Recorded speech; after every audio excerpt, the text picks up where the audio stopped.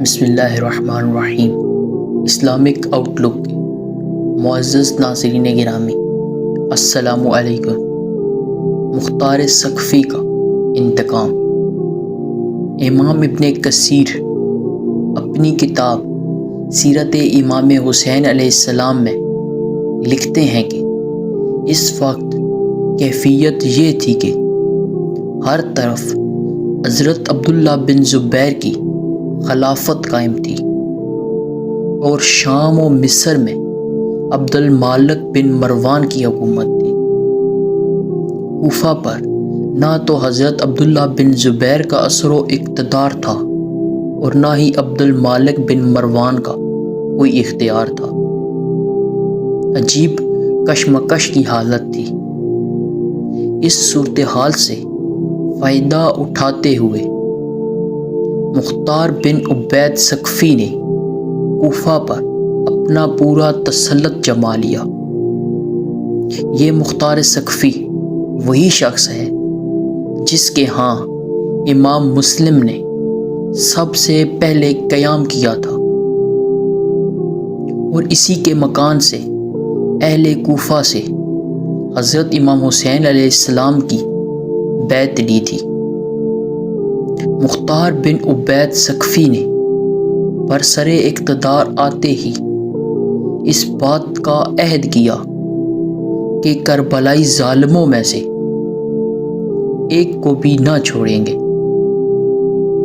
اور خون امام حسین علیہ السلام کا پورا بدلہ لیں گے۔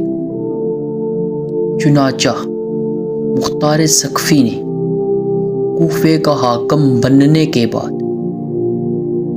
جو پہلا حکم جاری کیا وہ یہ تھا کہ جس کے گھر سے بھی قاتلان امام حسین علیہ السلام کی نشاندہی ہوئی اور جس نے بھی ان ظالموں کو پناہ دی، اس کے مکان کی بنیادیں تک اکھیڑ دی جائیں گی اور پناہ دینے والے کے بال بچوں کو بھی طے و تنہا چھوڑ دیا جائے گا۔ خدا کی شان اور بے نیازی کا تماشا تو دیکھو۔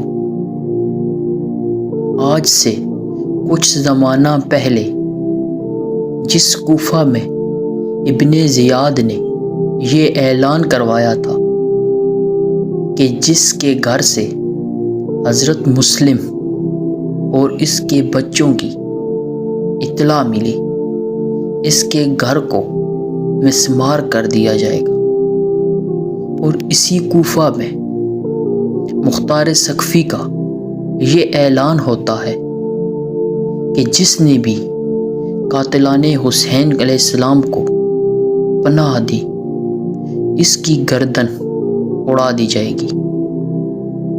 وہ کوفہ والے جنہوں نے مولا امام حسین علیہ السلام سے دھوکہ کیا، دغا بازی و بے وفائی کی اور بے ایمانی کی، آج مختار کے اس خوفناک اعلان سے کانپ گئے اور میدان کربلا میں ظلم و ستم کرنے والے پہاڑوں میں اور جنگلوں میں چھپنے لگے، مگر شاید وہ یہ نہیں جانتے تھے کہ قہر الہی جب کروٹ لیتا ہے تو پھر کسی بھی قوم کو صفحہ ہستی سے مٹا دیتا ہے